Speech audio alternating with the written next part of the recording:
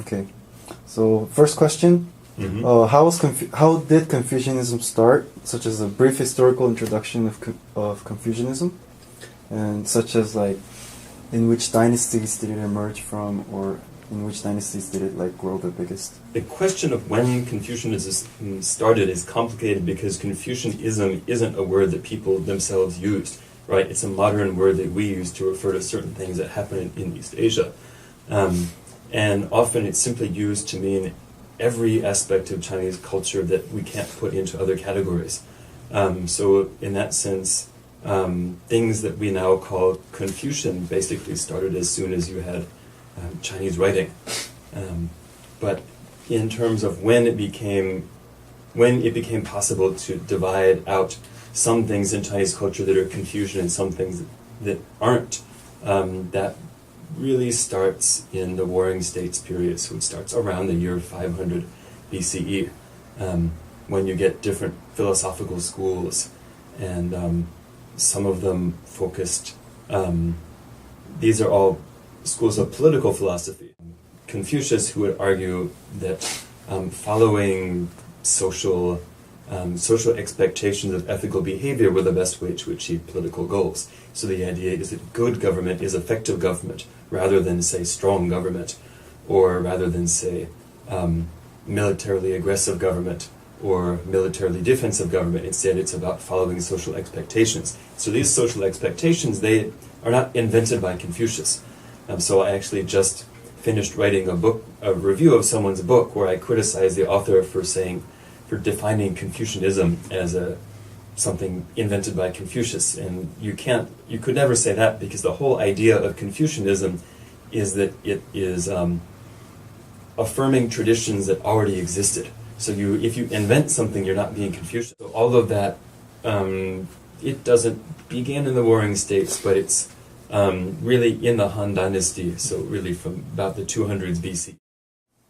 Okay, so then, like you mentioned how like some people confuse, or like how you said, the writer confused that it came, like Confucius made these ideas, but like how like the popular group knows about it is how that Confucius might be credited for bringing up like the confusion.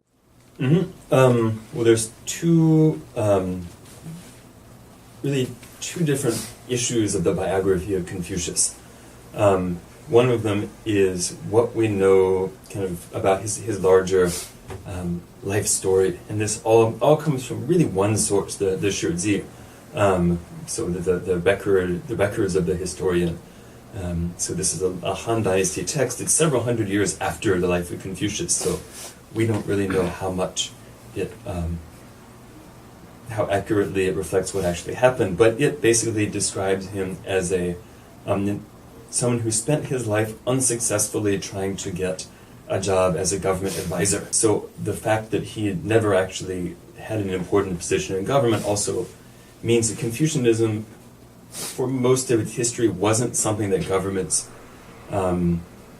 imposed on their populations. It wasn't used to justify political rule, that it was used by thinkers to criticize governments and talk about how they should be made better.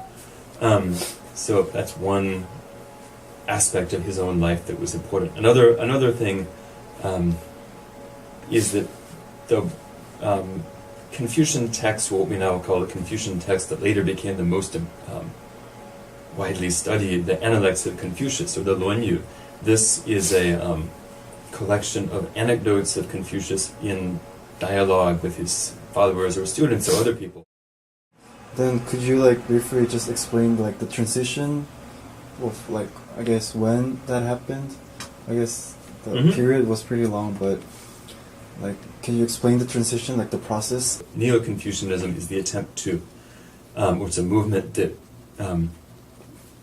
looks again at the raw material of Confucianism and uses it to come up with a guide to the life of the individual. And so that's why we talk about the conservative ideologies of East Asia today as being Neo-Confucian rather than Confucian, because only Neo-Confucianism is really concerned with how you live your life. as a private individual, even if you're not in politics, even if you're not a scholar.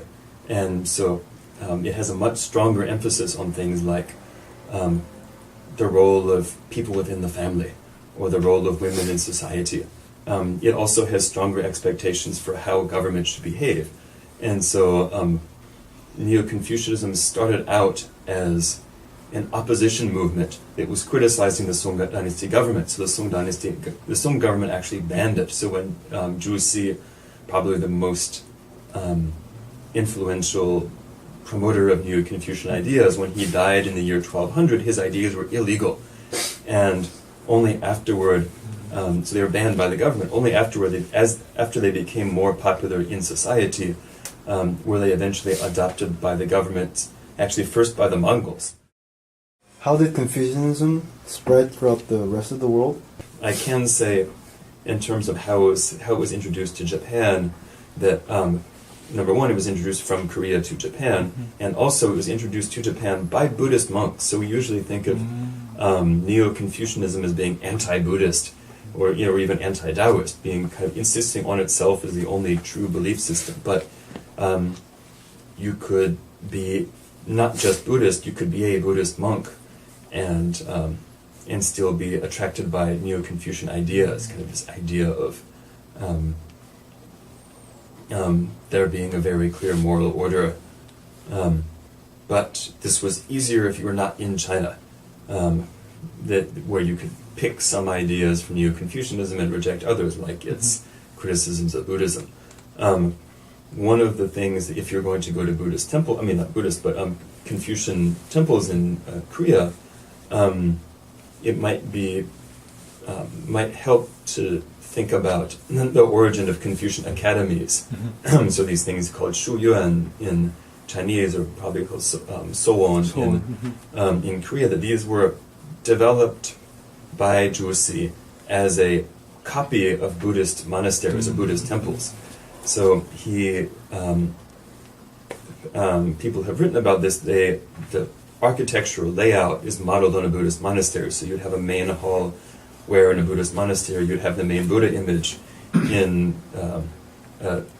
Confucian Academy you would have maybe an image of Confucius, or maybe you just have tablets with the names of Confucius and his disciples on it, where you would go and make offerings. Or you would, in place of the hall where the Buddhist scriptures were held, instead you'd have a room where the Confucian classics were. And Zhu Xi also developed breathing and meditation exercises for Confucians to follow that were modeled on Buddhist meditation, with the idea that he recognized that if you kind of clear your mind and focus and breathe, then this helps you kind of overcome your difficulties and concentrate better on whatever truths are most important to you. But he just had different ideas about what truths were most important.